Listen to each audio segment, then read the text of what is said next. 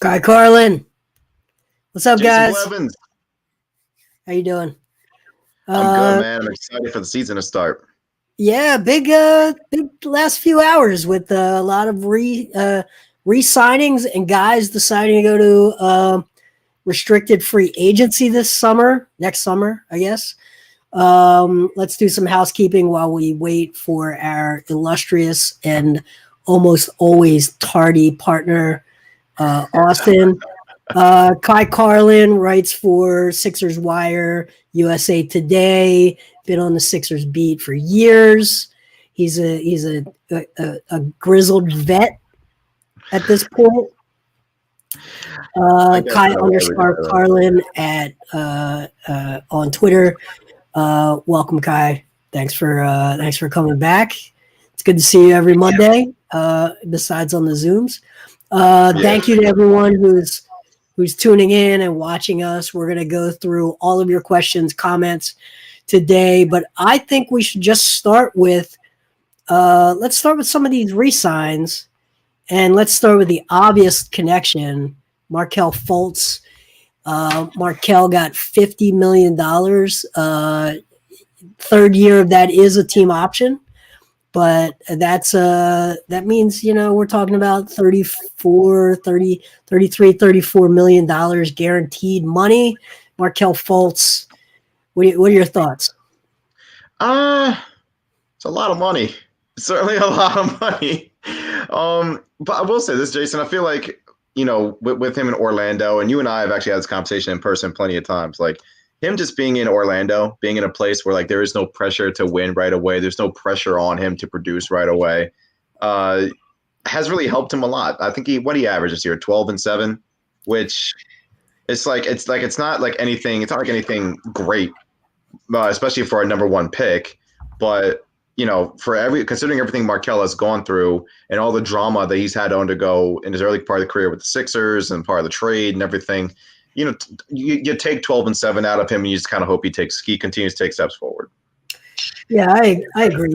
He's improved his shooting percentage over the first 3 years from 40% from the field to 42% to last year 46.5, which is basically right around league average, 46.5. So the raw output is a function of how many minutes I think he earns playing on the floor. He hasn't really stepped into that starters or stars level minutes load yet. He finished last year just under 28 minutes per game. Before you can really call yourself a starter in the league, I think it's you got to be sort of in that 30, 32 conversation unless there's injury issues. So he's improving. He hasn't taken the leap. I think the highlights can be misleading sometimes with Markelle. He makes 1 3, and Twitter highlight universe would have you believe he's back to University of Washington. Shot 26% last year on 3 attempts per game. Always. So look, he projects as a good defender, but he hasn't been that yet. He projects as a good scorer. He hasn't been that yet. But there are positives with Markelle. I think he's still very young. What's he, 22? Yeah, he's still young as hell. Like that. Like that's a lot of things that people seem to forget. Like people think he's like, just because he's 3 years in the league, people think he's like 23, 24, 25. No, the kid's 22. Like, I mean, he's barely old enough to, have a drink, like legally. So I look at Markelle, and I mean, listen, it sucks that it didn't work out in Philadelphia because there were so many factors going into everything that went into the Markelle situation with the Sixers. But you have to kind of like applaud the kid for being able to fight through all that adversity, find a home with the Magic, and as you said, Jason, continue to kind of take some steps forward. Mm-hmm. Not a leap, but little steps forward that can put him in the right direction. Yeah, and I think for him, going to Orlando is great because Orlando is not a free agent destination, so they're going to extend you because that's not money that they'd want to free up to go chase a big name free agent like Philadelphia did. The reason Philadelphia traded him when they did is because they didn't want to pay him that $8-9 million on that 4th-year option. They needed that money to go chase a, Al Horford last summer. But Orlando doesn't have that that sense of hope, right? So they might as well spend it. Let's go through. They also re-signed Jonathan Isaac to a 4-year, $80 million extension. John Isaac's had injury issues, but he's a very interesting player. What are your thoughts on that extension? See, that's another one. Like, he's going to miss this entire season, right? So we'll be 4 years into Jonathan Isaac's career, and he's going to be playing 136 games total. 136 games. And, I love Jonathan Isaac because I feel like he's long, he's athletic. He's a great defender in my eyes. Like, every time I see Jonathan Isaac play defense, he just completely locks guys up because he's got the size, the length, and the ability to just stay in front of a guy, and he's a good shot blocker. The thing is, though, sometimes, and we say this all the time, sometimes your best ability is availability. And if you played 136 games total through 4 seasons, and then you get how much did he get? $80 million from the Magic. Like, it's a move like that that's going to keep Orlando mediocre for keep running that mediocrity mill, fighting for the 8 seed, 7 seed, for as long as they can. And if you want to make the playoffs, great. But if you really want to take the next leap, you got to be able to make some type of move to bring in a guy who's going to help you take the next leap. At this point, Jason, they're relying on guys like Isaac, Aaron Gordon, Fultz, Vucevic, and Terrence Ross to all improve internally and take the next step forward that way. And just, I don't know, that just doesn't sound like the right move. Yeah, I agree. And it's a tough spot. And when you talk about big market, small market in a salary cap league, it shouldn't matter. And yet it really does matter because guys like Anthony Davis are going to force their way to Los Angeles. Guys like Dwight Howard early in his career is going to force his way out of Orlando. Shaq forced his way out of Orlando. And these players with real leverage late in their rookie deal, they find their way into those markets, and it's the second tier of guys who wind up getting paid the same amount of money to play in these smaller markets, and that just means those teams are stuck on the treadmill. Charlotte, Detroit, Minnesota. Yeah. Minnesota, let's face it. Milwaukee hit a home run with Giannis, but he re-signed last week, so that's great. But that is unfortunately the exception to the rule, right? Well, Giannis, absolutely. Like, Giannis is the exception. And then even with Giannis, there were so many, there was so much noise, so many rumors that he was gone, that he was definitely going to leave Milwaukee and go to a Miami, go to a Golden State, go to Toronto, go to, who else? Dallas, and just get out of Milwaukee immediately. And good for the Bucks to be able to kind of reel him in there for the long term. But that's another franchise that hasn't won a title, Jason, since 1971. Like, the last time they won a title, Kareem Abdul-Jabbar was still Lou Alcindor. He didn't have changed his name yet.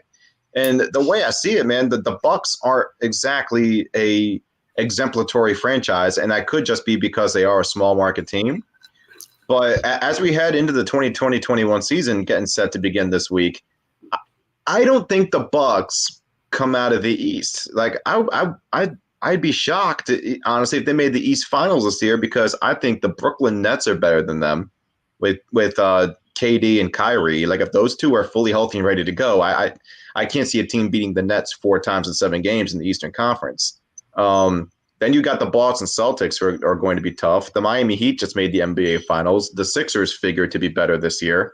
So I don't know. Like, the Bucks to me are just like, they don't scare me, and like, they don't stand out to me in terms of coming out of the East. They just don't. I think it's pretty clear that the Bruce Lee curse is real. Ever since Bruce Lee killed Lou Alcindor in Game of Death, the Bucks just haven't really had a chance. It's tough. I agree with that. I'll agree with that. I mean, what are you going to do? Bruce Lee? You hate to see it. All right, let's go to a couple more. Here's an interesting one. Lauri Markkanen did not reach agreement, which means he will become a restricted free agent.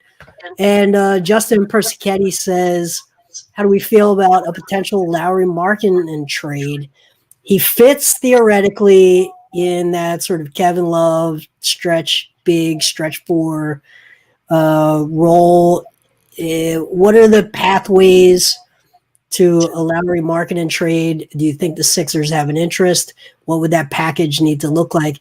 And our tardy son who got baptized this morning, I heard. Yeah, he did. We'll talk about that. Believe me, he did. Austin Krell. I always stick up for Tobias, and that's how he thanks me. Yeah. At NBA Krell has joined us. I think his tone implied show up on time, and you might realize that question had already been asked. I was actually on time. I actually was there as long as anybody was. Oh, he was. Oh, so you weren't late like you are here. Listen, that's the thing. Austin was there the entire time, right? And Tobias already answered a couple questions about his decision making and included some in his answer. And then Austin asked him again about his quick decision making. Austin, that's why you have to have like 4 or 5 questions prepared. You got to go down your list, and as they answer them, you got to check them off the list. We've all been through this. We all get caught flat-footed. Last week, I had a question that I was all ready to go. I knew I was next, and someone else asked it as a follow-up to their first question, completely unrelated, and I was like, shit. The backup question. Gotta have the backup question. Yeah, you gotta be prepared. Here's what actually happened. I thought that it was that from what I had heard from the questions and the answers, it was not a question that had been particularly asked before. So I wanted to get right to it and be like, what, like, how do you think you can quicken up your decision making? And that was like, he gave me more of an answer than that, but the crux of the answer was, that's how. Make what we love it. It's awesome.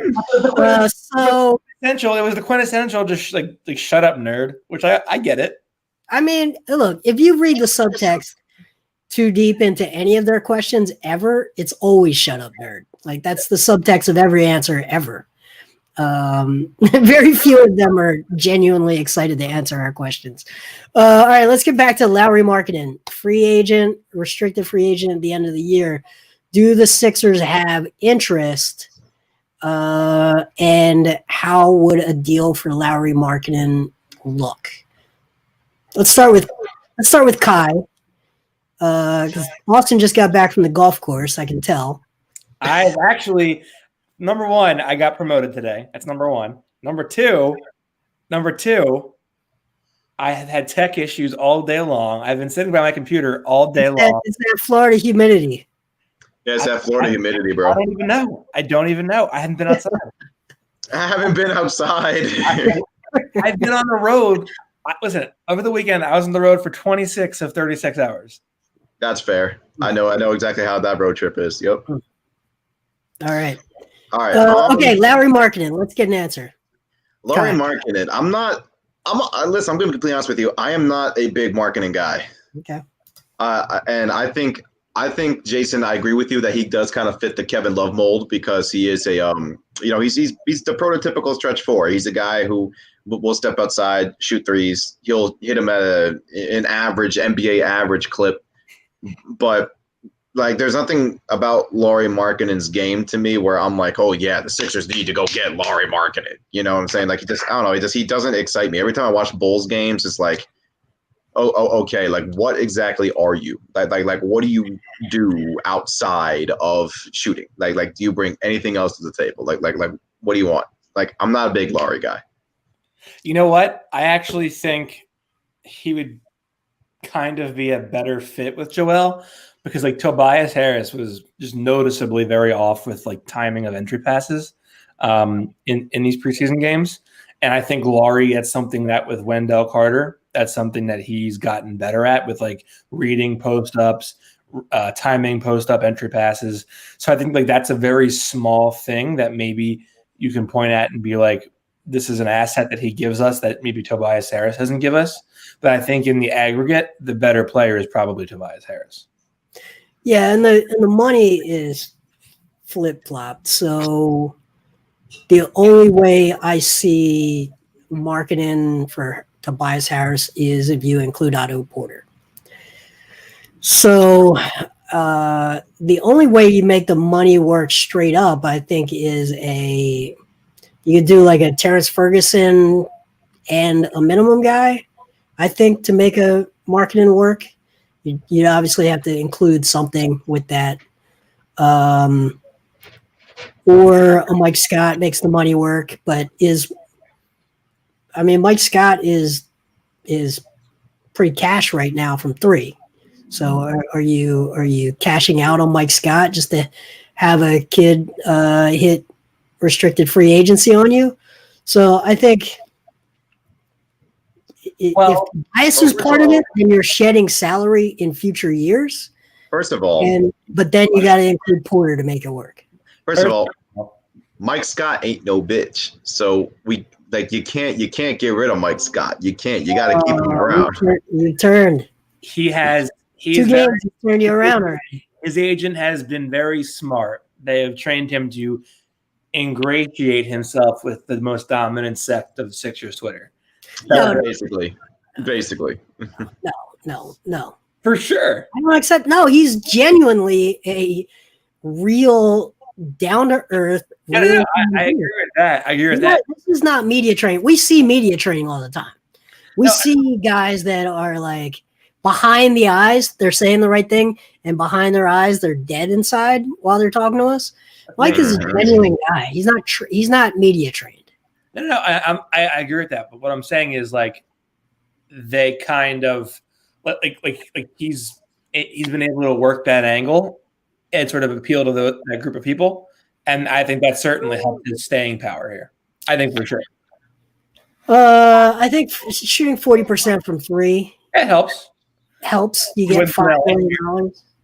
I think it was a low risk deal on their part. They had that money to spend. It is good matching salary. I don't begrudge that contract even a little bit. It doesn't. Yeah, it might as well be. It's better than. It's actually much better than if they had signed him to a minimum contract. Much better, because it essentially all it is your owners paying luxury tax, but it's better for matching salaries in a future trade. So. Harrison Grimm didn't like it. Who's that? Harrison Grimm didn't like it. Okay. Well, Harrison didn't like it. All right. So I'd like to hear the argument against. Shut up. Why are we worried about spending the owner's money? It's like we're already over the cap. Like, who cares? Who's the guy that we wanted to spend that money on instead? That's nonsense. Let me ask you this. What is the best player you can get from Matisse Thybulle? LeBron James. Well, let me look at that. Okay, all right, so that's a good point. Let's look at Matisse's money and how do you make that trade work? Well, marketing for Matisse Thybulle is actually kind of interesting, right? I mean, okay. I have a question. I have a question for you too. So, obviously, Matisse really didn't play too much in the preseason. You know, Doc went straight to Shake and Furkan. Matisse didn't even play in the Indiana game until the second quarter, and I think he only finished with like 14 minutes off the top of my head, and he really wasn't inspiring in those 14 minutes. So, will Matisse be a part of this rotation long term? Do you think Matisse like will be in this rotation like heavily come, let's say, February? I think it's going to be matchup dependent, and I think he's the kind of guy that really can't flourish and like build on progress in a situation where he's playing like spottily, like the minutes aren't consistent. And I just get the vibe that he's going to be a victim of just a change in regime. Like Everly's now gone. Daryl Morey's here. When has Daryl Morey ever liked a wing that could defend but couldn't shoot? Right. I mean, I just think that there's a very small window for him to like prove that he's a mainstay in this rotation. And I don't know that he has the offensive tools to pull that off. I think he's a better shooter than we are assuming, but his offensive limitations are real. He doesn't fit the archetype, like you said.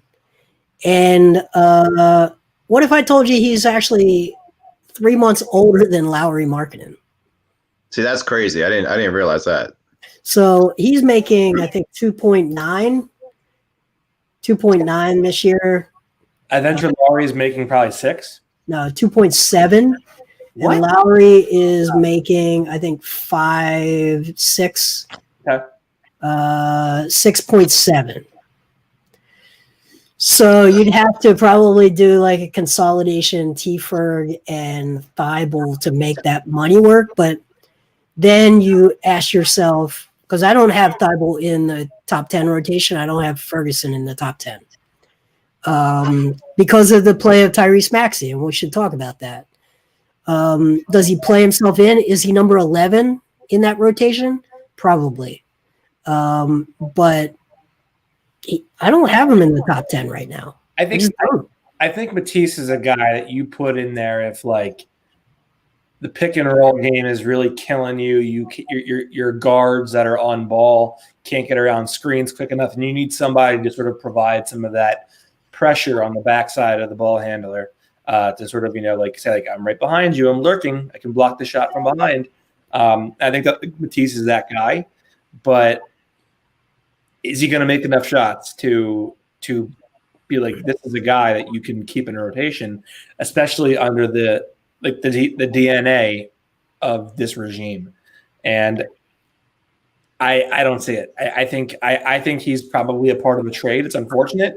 I know fans like him, but to say you wouldn't include him, like to say like, Ben, Joel, and Matisse Thybulle are untouchable in a trade for James Harden, it's ludicrous. It's right.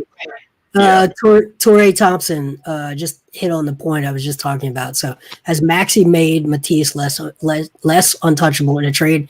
I think absolutely. When you look at Tyrese Maxey, he has played himself into the top 10 of the rotation. Mike Scott, it looks like the Mike Scott under Doc Rivers. So now you got Shake Milton, you've got Furkan Korkmaz, and you say where does and Dwight Howard, where do the minutes for Matisse Thybulle come? Where do they come from? I mean, I'm not really sure. I mean, like when you think about it, like Doc said, as you mentioned, Jason, he's probably going to have like a 10-man rotation at least to start this season. Yep. So we already know 3 of those guys are Shake, Furkan, and Dwight Howard. The 4th one's probably Mike Scott. And then the 5th one is probably going to come down to either Tyrese or Matisse. And to another point you just made, Tyrese had a very, very damn good preseason. He was impressive in both the Boston game and the Indiana game, while Matisse really didn't show much. My guess is I think we'll see Matisse early on just because he does have a year under his belt. And Doc will probably, give him the first real chance to play in the rotation. But I think Tyrese will push him out by maybe the second week of January, just because of the way he has played to begin preseason. So yeah, normally I'd say with that sample size of games, then why even do it? Just put Maxey in over. I think at that point Matisse does have 1 year under his belt. You know what I'm saying? Matisse does have that year under his belt. Matisse does have NBA experience. Yeah, but your 10th man isn't typically the difference between wins and losses. But what you don't want to do is do a reverse showcase where you play him just enough that he averages 2.3 points per game. And then lazy GMs that you're trying to negotiate with, use that per game stat against you in a negotiation.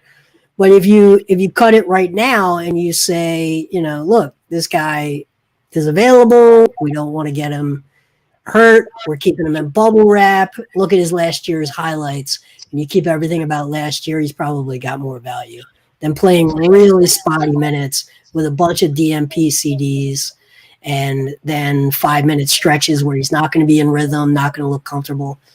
I think it's difficult, but I don't think at all that he's untouchable. We've talked about it before. Let's go to this question. This is an easy one. Kevin Cronin, thank you for watching. Who got cut by the Sixers? Who got a two-way contract?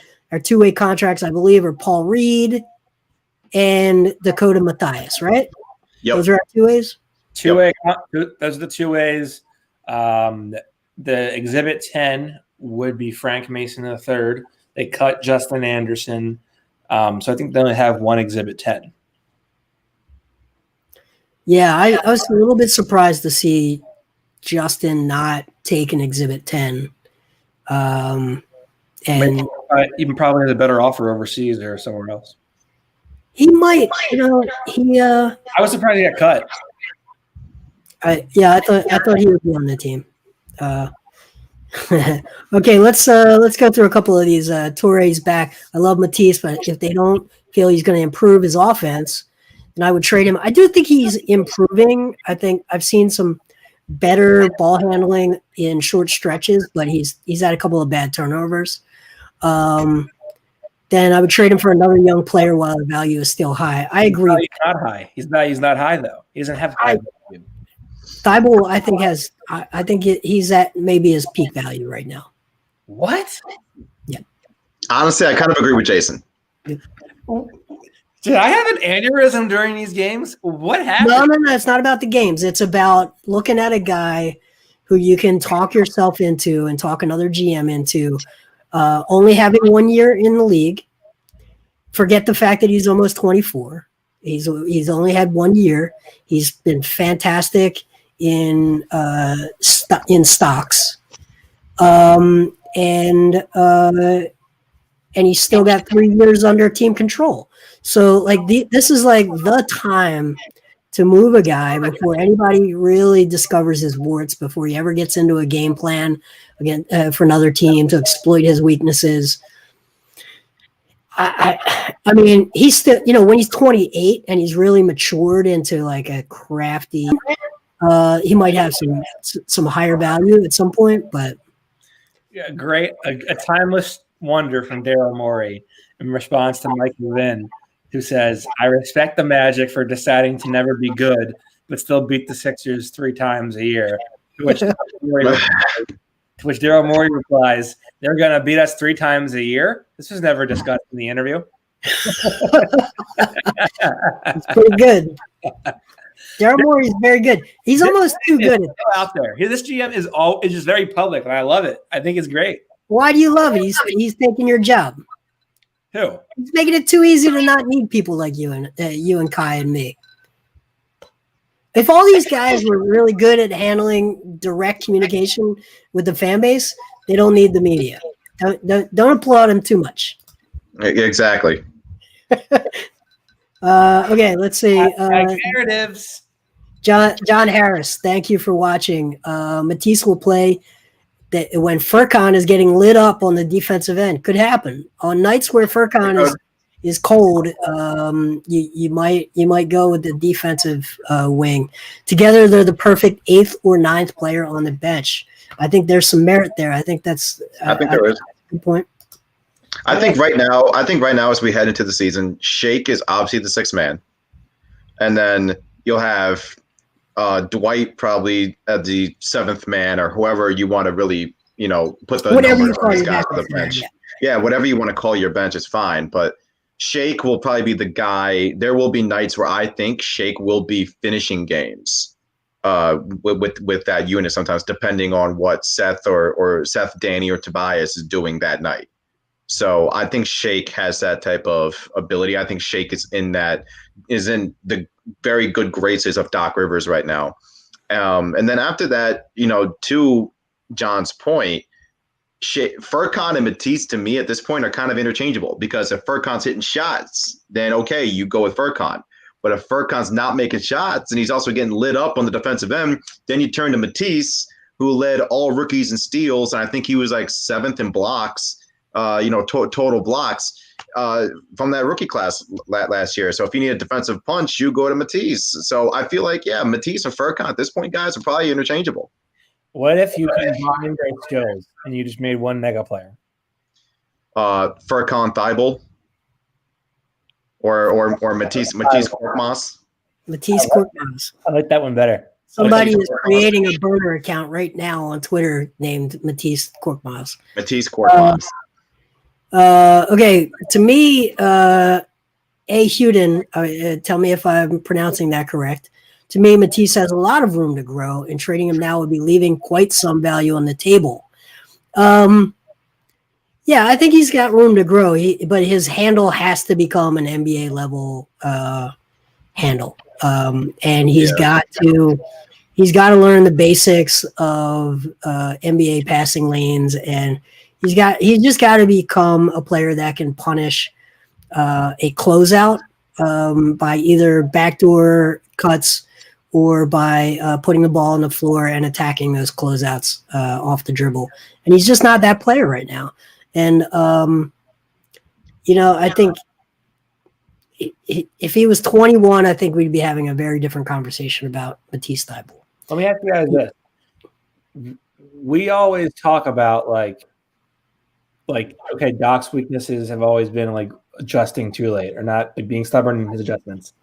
What do you think that first adjustment is that people are killing Doc over for not making it? Good question. I didn't really get the whole question, Austin. Can you repeat it? What's the first thing that Doc gets critiqued about not adjusting? Probably the rotation. I'm gonna guess it's playing Korkmaz or Thybulle too much or not enough. Well, yeah, that's what I'm saying. The rotation. Yeah, like it's going to come down to those two. Like it's going to come down to Furkan or Matisse. Or I feel like at some point, let's say Seth. No, not Seth, because people love the Currys. But let's say Danny Green gets off to a slow start, right? Like let's just say, because remember he joined the team late. Yeah, he's going to stick to his veterans. Yeah. Like listen, Danny joined the team late. He didn't join the team until I think it was December 8th. And let's just say Danny gets off to a slow start. And we all know this fan base. This fan base is going to be up in arms if Danny gets off to a slow start. Very rational people, aren't they? Yeah. Oh, a very reactional group of people. They're a passionate group of people. That's exactly what they are. They are a passionate group of people. But here's the thing with Danny Green is he's able to generate steals without playing himself out of position and leading to easy buckets. Absolutely. And I think so. Even if he's not shooting well at points early in the year, he's not going to hurt the team. No, I don't think he will either. You look at some of the comments about Thybulle in these first couple of games. It's like, what is he doing? Like, what is he doing out there? And that's right. You're not going to hear that about Danny Green. And also, Danny Green's not going to go 0 for 7 from 3. He just won't take 7 shots that night. Now, I do think the first time Furk goes 0 for 3, we're going to hear all about it. Right? Yeah. Get him out of there. Like, yep. And guys, Furkan is going to go 0 for 3 at some point. In the first month of the year, he'll be 0 for 3 from 3 in a game, at some point in that game. So absolutely. You just got to live with that's how shooters are, even 40% 3-point shooters. All right, let's go to a couple of fast questions. Kevin Cronin, did Vincent Poirier make the roster? He did make the roster, and that Tony Bradley, Vincent Poirier battle. They decided to keep both, and Justin Anderson was the odd man out. Interesting.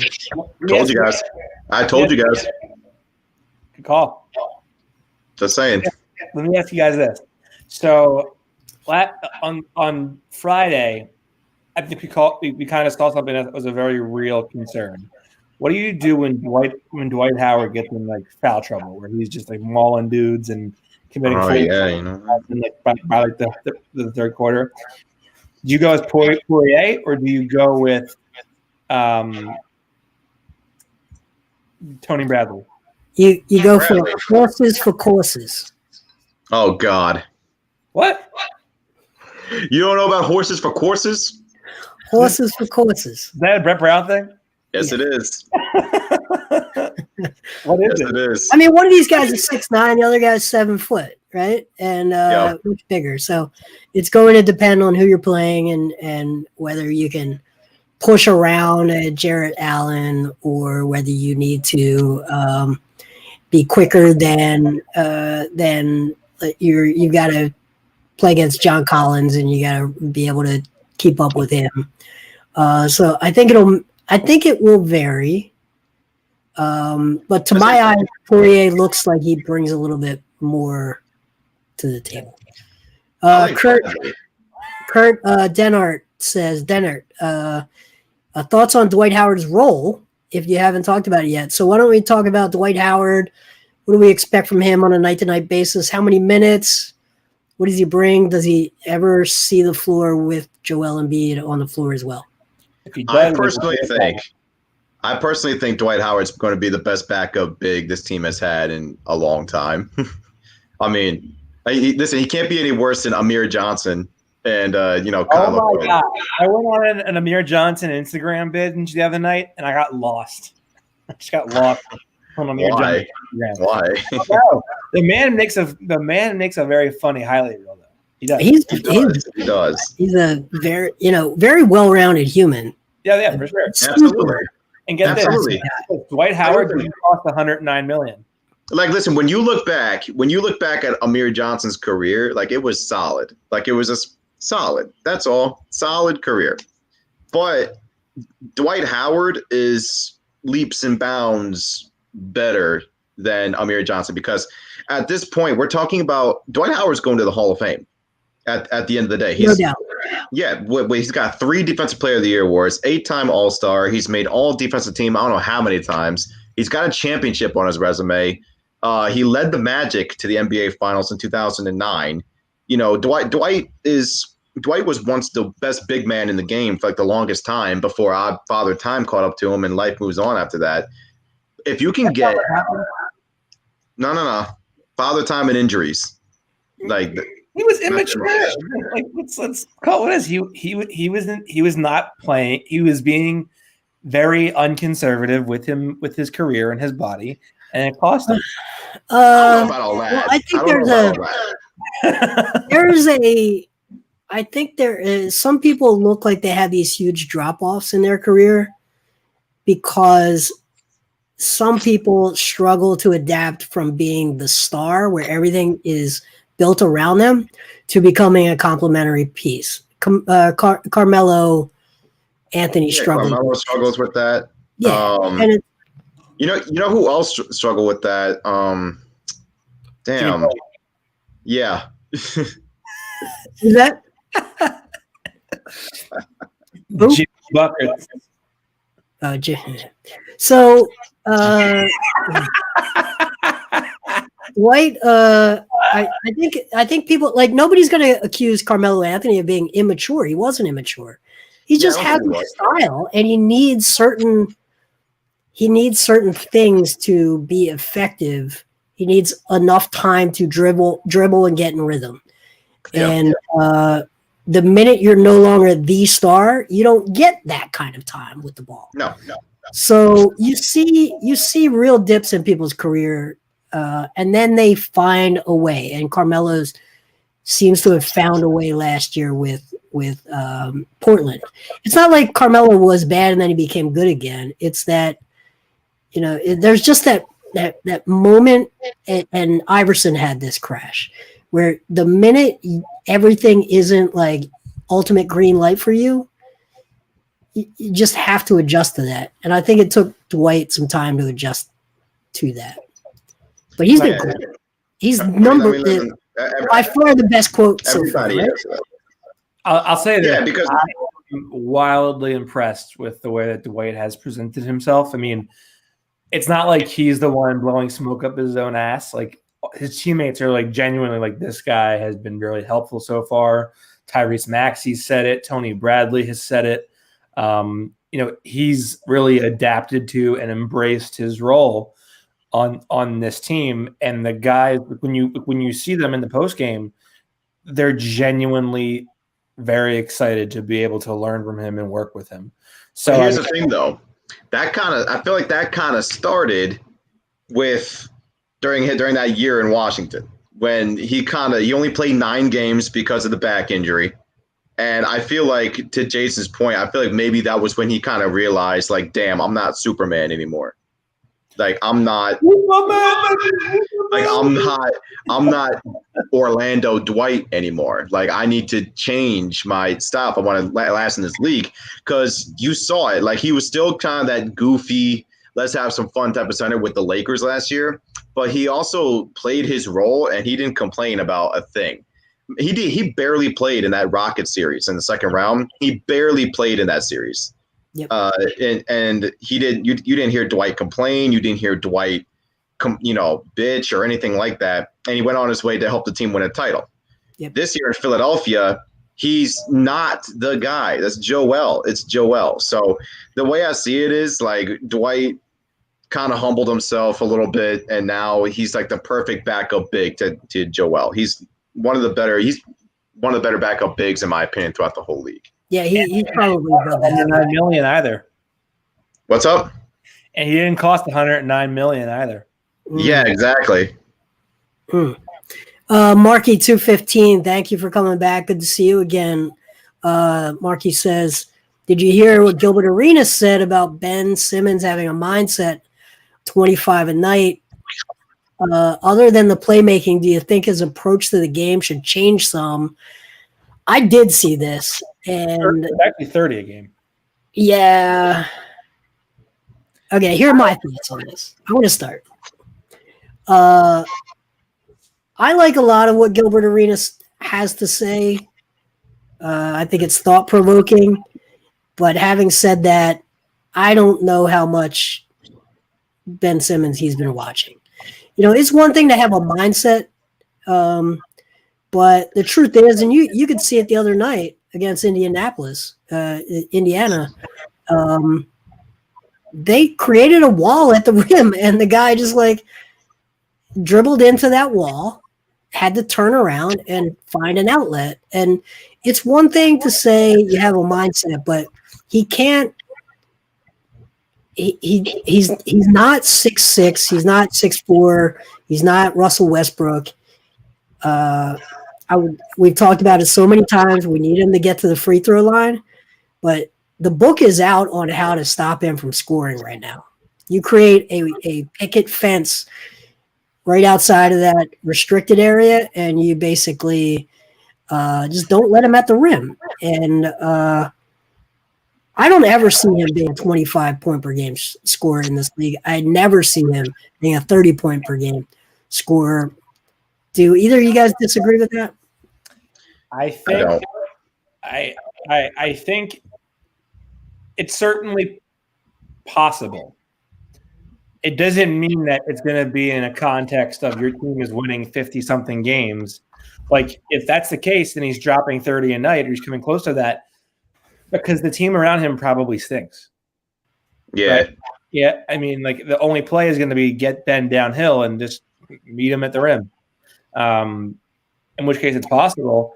But no, I think on a good team, he maybe averages like 20, 21 points per game.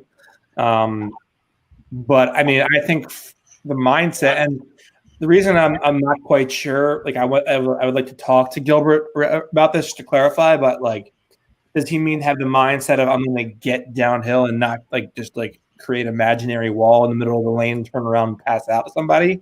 Or does he mean like, no, put your head down and get 27 to 30 points a night? Because if it's that, I don't agree with that. But if it's the former of like, I'm going to get to the rim, I'm going to make your defense crack, and I'm going to kick to my guys and become a great playmaker by being more aggressive, I do agree with that. So I mean, I think it kind of depends on like what the angle, like if he literally meant 30 points per game or not. I don't know. I don't know how many 30-point games. I'm trying to find it right now. How many times he scored 30 points? I think he has like 4 or 5. Yeah, I think the last time he scored 30 was that 30-point triple-double he had against Brooklyn on the road back in, I think, January. Yeah, Kai, what are your thoughts? Ben as a scorer, I mean, listen, this is who Ben is. I think Ben can get up to I think we'll see him top out at about like 19 points per game. And it's going to be because he's getting to the rim, he's getting to the free throw line a little bit more, and he's able to knock down some extra free throws to get him up to 19 points. Ben Simmons is not a ruthless scorer. He's not Gilbert Arenas. Like Gilbert Arenas in his prime, Gilbert Arenas was a ruthless scorer. Yeah, he was a bad man, if we're going to be honest. And Ben Simmons is not that. Ben Simmons is let me get you 19, maybe 20, somewhere between 19 and 23 points. I'll pull down 8 to 9 rebounds, and I'll dish out 10 to 12 assists a night. And I'll also provide you with elite defense. That's who Ben Simmons is. So at the end of the day, he's not this guy who's going to go out and literally have this mindset of getting 25 to 30 points. I feel like the only time he really even has that type of mindset, guys, is the games Joel Embiid is out. Like when Joel is out, then you see a more aggressive Ben. And even to the game the aforementioned game I just mentioned, Ben had that 30-point triple-double against Brooklyn when Joel was out. So when Joe is out, that's when Ben kind of morphs his game a little bit. But with them on the floor, no, Ben doesn't have to score 30 a night for the Sixers to win basketball games. I come up with 3 games over 30. Yeah, that's not his game. Nope, 4. There are 4. 2 his rookie year, 2 last year. None in that second year. Not in the Jimmy Butler year. What's that? Not in the Jimmy Butler year, but there were 2 players refusing to shoot threes. Yeah, I mean, look, we can beat that dead horse, but reality is 3-level scorers are the guys that can average 30 a game. Hey, Austin, did you know Jimmy Butler works hard?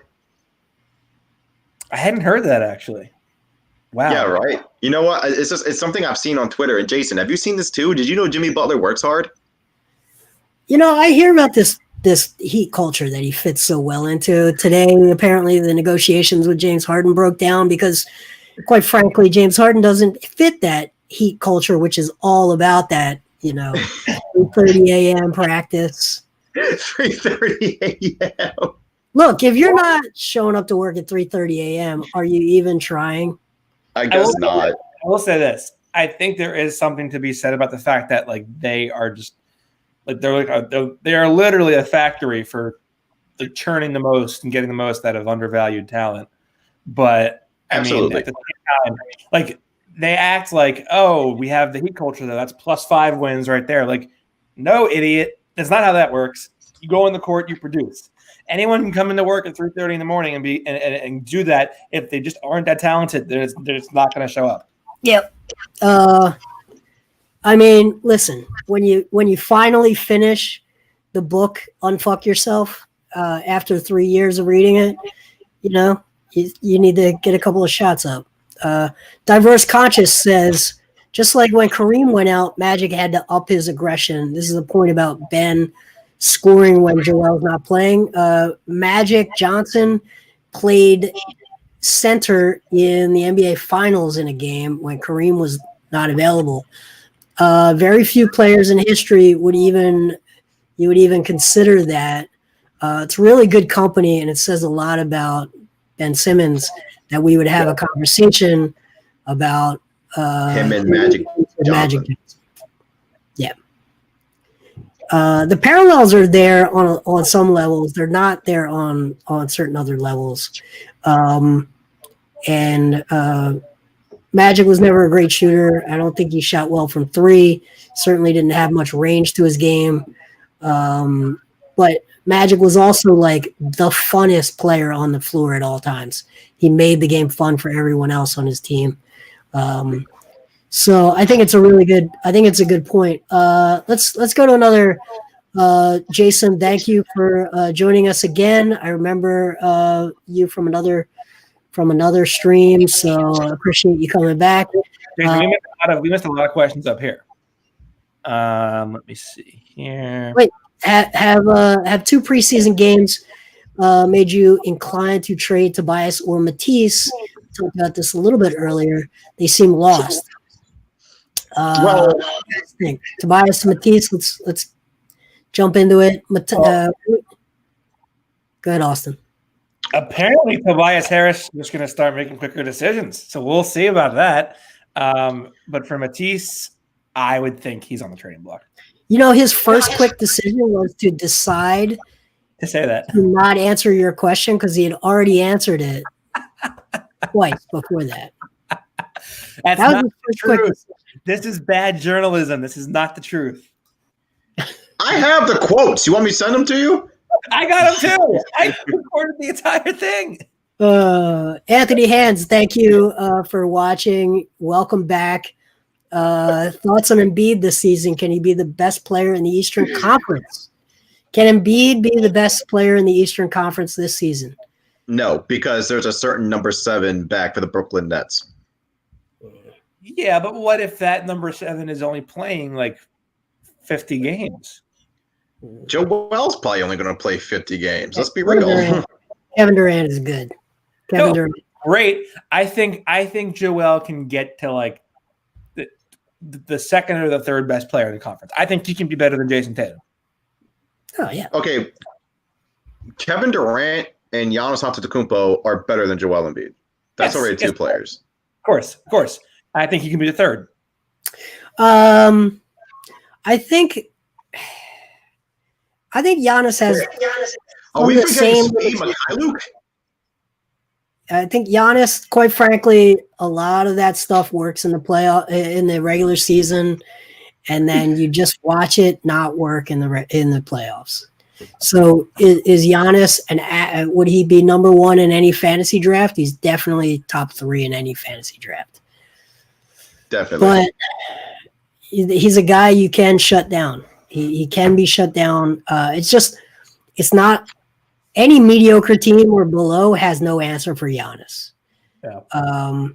Also, can we stop with like all these like NBA reporters or ESPN like doing podcast series and like in-depth profiles on Giannis? Like the kid hasn't like all he's done is just dominate regular seasons and then continuously come up short in the playoffs.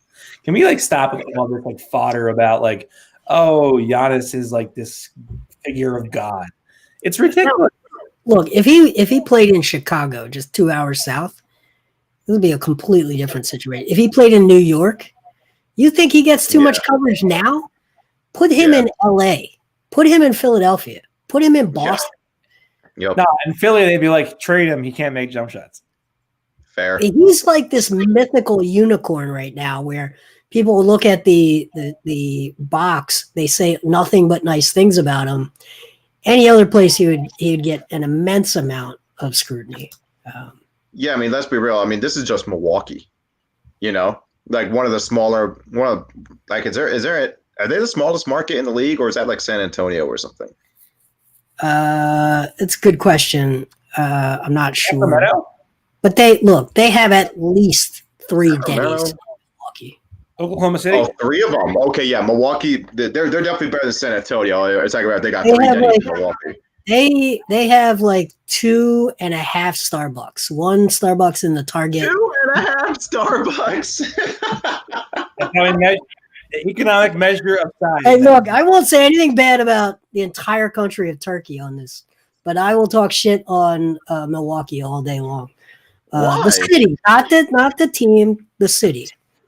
I only mean the entire population, not the players. No, it's very fine people from Milwaukee. I just wouldn't want to live there or visit. Okay, let's look at another question. The season awards. So defensive player of the year, MVP, all NBA. Who are the players on the Sixers that have a chance for that? I think Ben has the best chance of winning anything. I think that's defensive player of the year. I think so too. I think just because I don't know, defensive player of the year kind of just bothers me because like they normally always give it to like a big man. I mean, I know they gave it to Giannis last year and they gave it to Kawhi in the past too, but it just seems like they always give it to a big man like Dwight or Rudy Gobert or back in the day it was Ben Wallace. Like it kind of is like always just a big guy. But really, I feel like it's more impressive to kind of lock people down out on the perimeter rather than, just be protecting the rim like that. You know what I'm saying? So I feel like Ben should have gotten more, I want to say, love for the Defensive Player of the Year award last year. I feel like he did a hell of a job last year. I think guys who don't defer to Chris Middleton when guarding Jimmy Butler are pretty cool. I'm more astounded by that in my entire life as I was by that. He happily deferred to Chris Middleton in terms of the primary assignment of Jimmy Butler. And then he goes, well, I'm going to do whatever Coach Bud tells me to do. Like, shut up. Damn, Austin. Hey, you don't like Giannis. Wow. What's not to like about him? What's up with you, man? He's entirely likable. Because it's like a completely ridiculous standard that like Giannis is completely like he's given like the training wheels to. It's ridiculous. All right. I tend to think that these awards tend to lag by a year, with the exception of Rookie of the Year, which gets decided like the first 3 games of a season. Rookie of the Year. The others tend to, you have to build up a reputation. I think Ben Simmons built that reputation as a fantastic defender last year, and I think the awards will come after. I believe he will win a Defensive Player of the Year at some point in his career. Is it this year? I'm not sure. It depends on the team's success, and if the team is wildly successful, but they don't have a player that jumps out in the MVP conversation because they don't have a 30-point scorer, then you probably look at that the media looking to find some way to acknowledge that success, and Defensive Player of the Year could be that. We also talked about Sixth Man of the Year. Shake has real potential for Sixth Man of the Year. Do you agree? Not this year. Yeah, no. Not this year. No. Okay. All right. Good talk.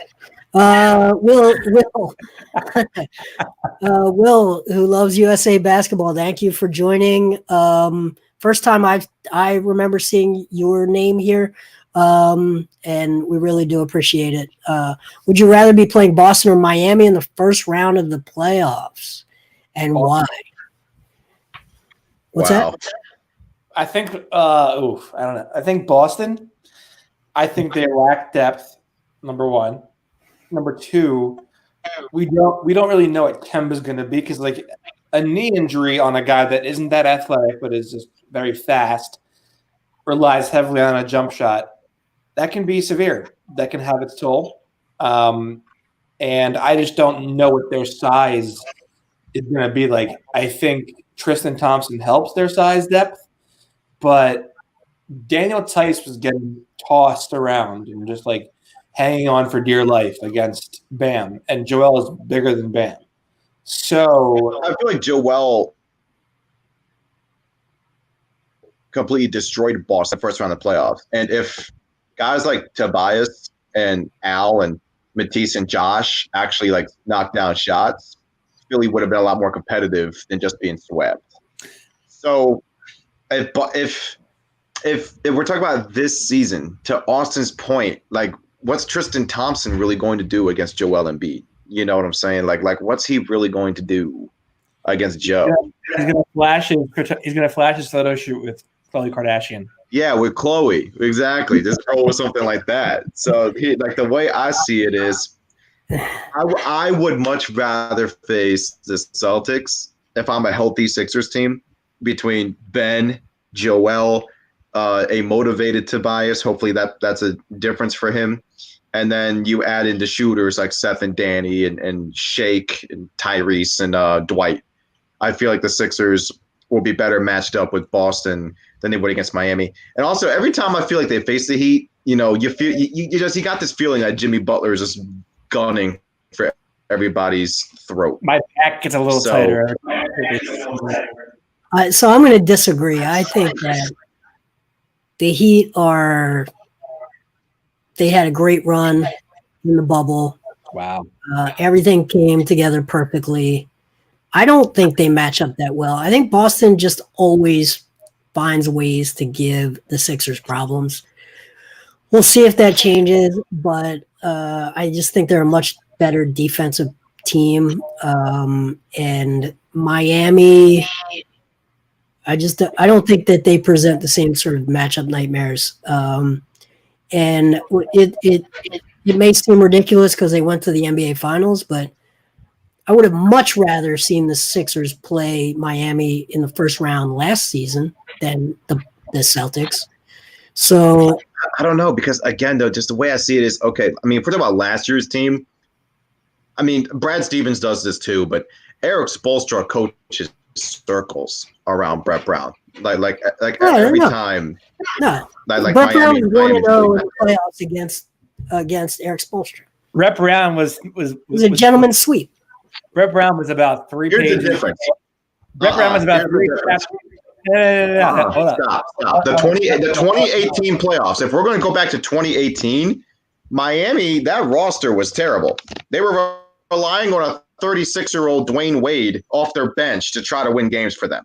Like, no shit, Philadelphia won. Like, no shit. Philadelphia had a much better roster.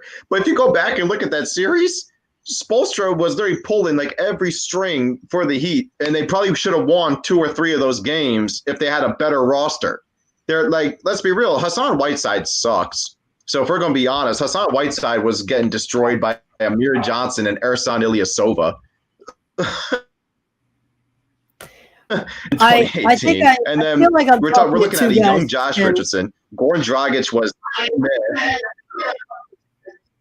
I'm talking to 2 guys that spent way too much time in Florida. That's clear to me right now. All I'm saying is this. The 2018 playoffs, it was just the Sixers were just a much better team. The Sixers were a much better team. And really, that should have been a sweep, period. Like, the Heat roster was not good that year. There's a reason why they were relying on a 36-year-old Dwayne Wade to come off the bench and save them every game. That team wasn't good. That team made the playoffs because of Spoelstra. Spoelstra continued to pull every string the right way and get that team into the playoffs. The 2018 team was terrible. Josh was there. He was good. He was really good for them. They had Dragic. Josh was okay. Listen, let's not sit here and act like Josh Richardson was some all-star. Like, Josh is a role player at the end of the day. He is. All I'm saying is that Brett Brown in the first round playoff series was about 4 chapters deep into Basketball for Dummies by the time Game 4 was over. Ouch. Wow. I've always been a Brett Brown guy, but I mean, my goodness gracious. And that's what I'm saying. Spoelstra coached circles around him, dude. If the Heat had a better roster, like if the Heat had this roster in 2018, they would have beaten Philadelphia. All right, let's go. Rudy Gobert signed a $205 million contract extension. It's, I think, the 3rd or 4th most lucrative contract in the history of the NBA. Does that? I think Joel's still got let me look, but he's still got 2 or 3 years left on his deal, right? My first thought was that's a yeah, he's still got a couple years. Yeah. My first thought was that was an unbelievable overpay. My second thought was Joel is going to probably use that as his reference point when he says, "I want more."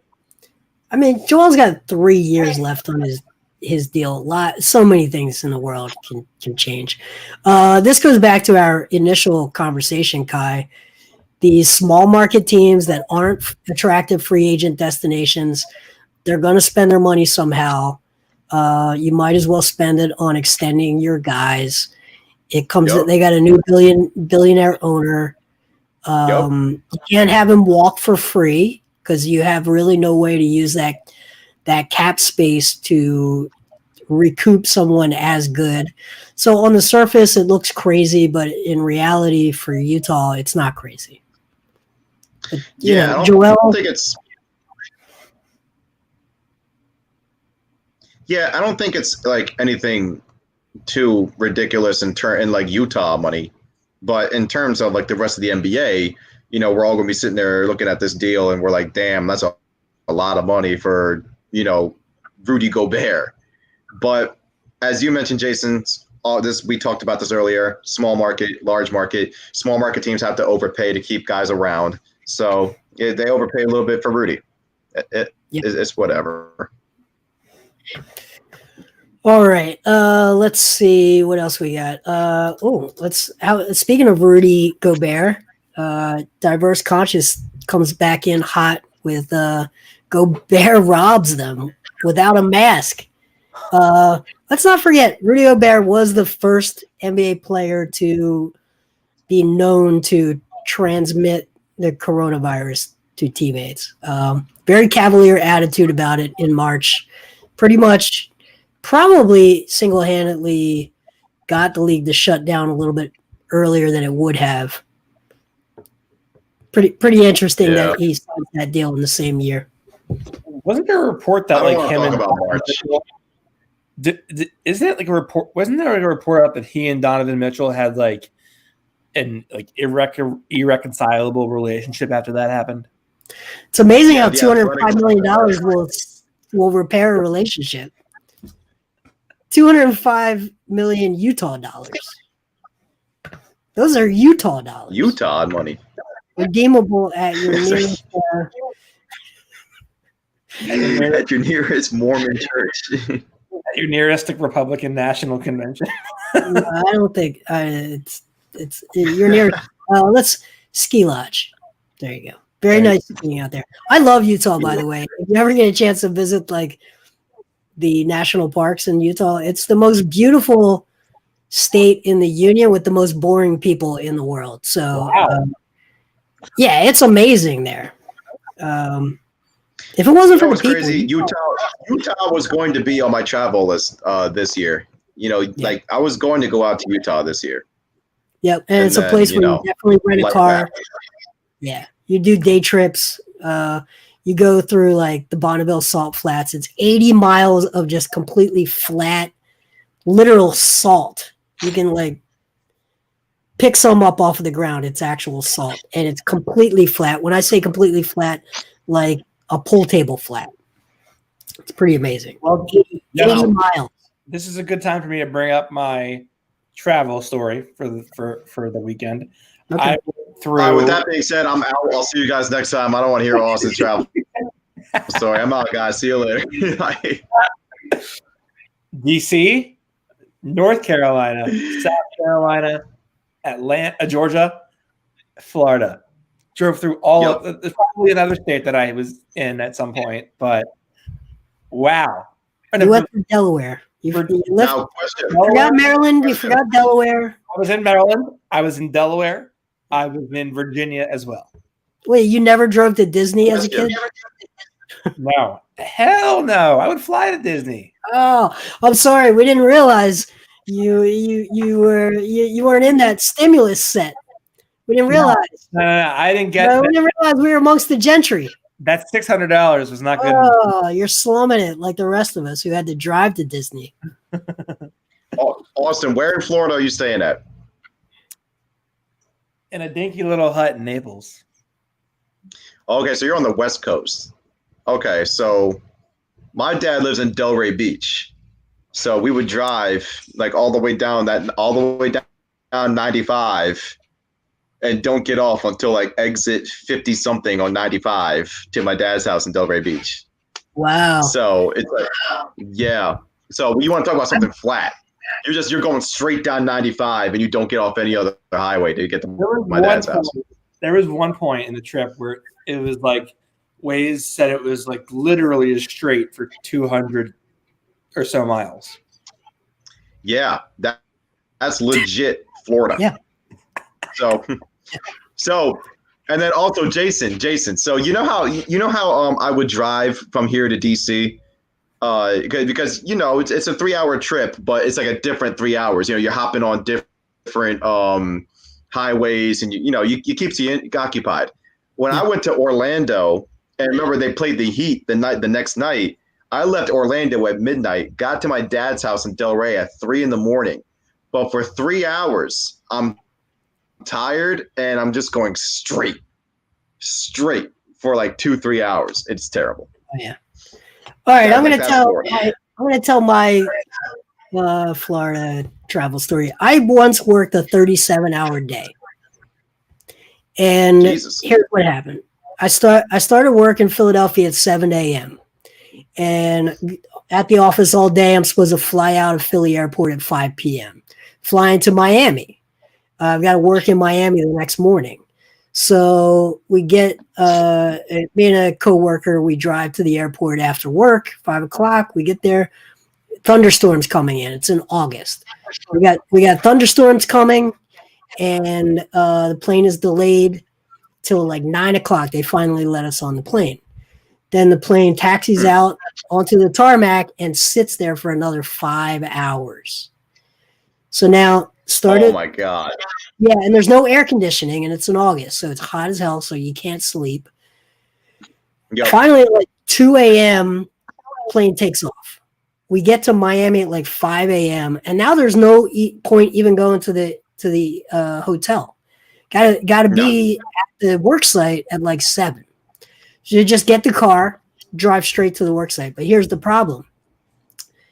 We worked there, but we had to also work outside of Orlando, and our hotel that next night was in Jacksonville. So we worked in Miami, outside of Miami, from like 6 a.m. until like 9 a.m., drove to Orlando, worked there until 4:30, drove to Jacksonville, and this is where I'm going to tie it all together for you, Kai.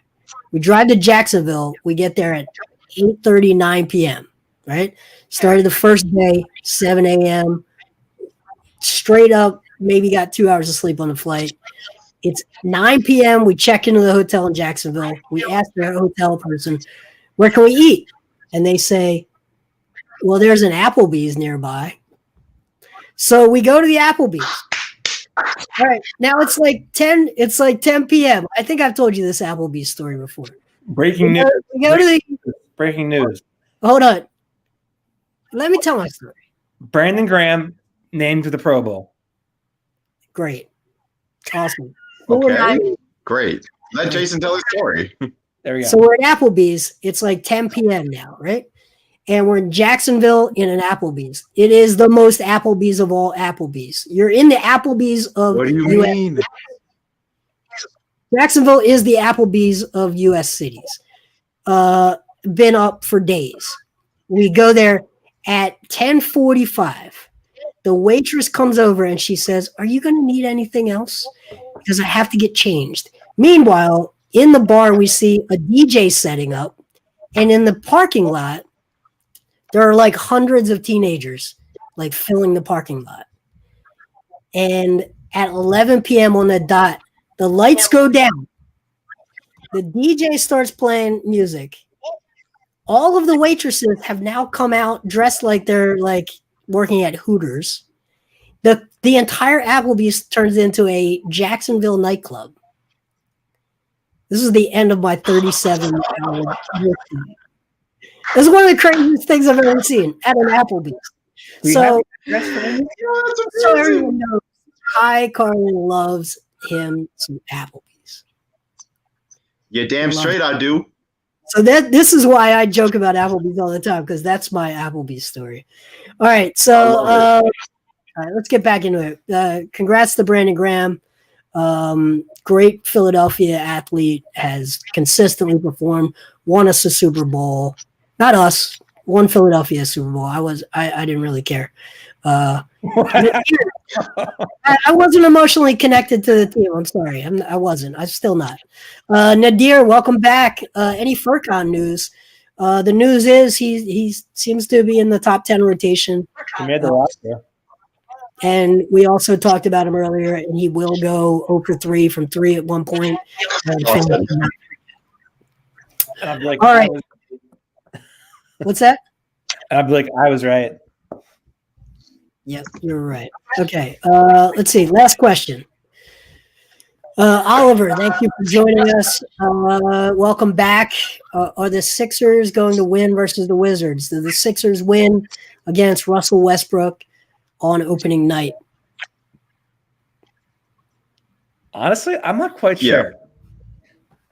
I think they will, but I'm not sold yet. I think the Wizards have had a lot of turnover, but they've always had a problem with Russell Westbrook. That's number one.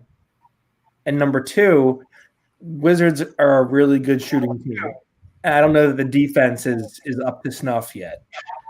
So I think it could be a better, closer game than we think. And I'm sure if it is or if they lose, the fans will go absolutely wild because what else do they do in the city? But if they win against the Wizards, I think they're going to have a really nice start because they play New York. They play Cleveland back-to-back on the road. And I think they have a really good chance to have a good start to the season in a shortened season. Kai, what do you think? Win, loss, tie? Yeah, I think they win. Yeah, it's gonna be a tie. I think they win. I think the only guys you really have to worry about right now are Westbrook and Beal and Bertans. Obviously, Bertans is a guy who always gets in some issues. But Rui's out. Joel's gonna destroy Thomas Bryant. So yeah, I think the Sixers win. Yeah, I like Denny. I like Denny a lot. I think Denny's gonna be a good player, but Homeland. I like Philly on Wednesday. Austin's tri-coastal. Philadelphia. No, I'm done. Yeah, I think we're going to shut it down. Hey, listen. Thank you, Kai Carlin, Kai_Carlin on Twitter. Read Kai's stuff on the Sixers Wire, USA Today. Kai is grinding every day, making it in this crazy industry. And follow him. Tell your friends. Thank you for watching. NBA Krell. He's on that Miami time. He shows up 10 minutes late to his own show. He's got that Miami Heat vibe going. I'll be up at 3 a.m. this morning. He'll be up at 3 a.m. Overnight. He'll be thinking about what are you going to be thinking about at 3:30 a.m. Austin? That question to Tobias. You're going to be thinking about. You're going to wake up at 3:30 thinking, damn. Almost had it. But anyway. Already thinking okay, this is my first year on the beat. Wow. Yeah, where are our biscuits, by the way? Kai and I are waiting for our biscuits. That's a good one. It's good. It's good. I do owe you guys some. I am a rookie. I should be sending Derek. I should be sending Derek Bodner a gift basket of chicken nuggets. Really? Okay. All right. Thank you to everyone. Really appreciate you all. Love your comments. Love your questions. I'm going to hit this one right here. That is going to be a baptism by fire, talking about rookies. That's going to be a tough one, diverse. And thank you to everyone. Subscribe to us. Like us on Facebook. I'm not on Facebook anymore, but however you do Facebook things, do that for us, please. Tell your friends. Subscribe. Turn on notifications. Thank you to everyone who's joined us from all the platforms. We really do appreciate it. This thing is growing. We want to give you content every day. We're doing that. And the next time I will talk to you probably be on Wednesday night before the season opener. So best of luck, everyone. If we don't see you, happy holidays to everyone. We'll probably see you before New Year's Eve. But thank you, and that'll be us for tonight.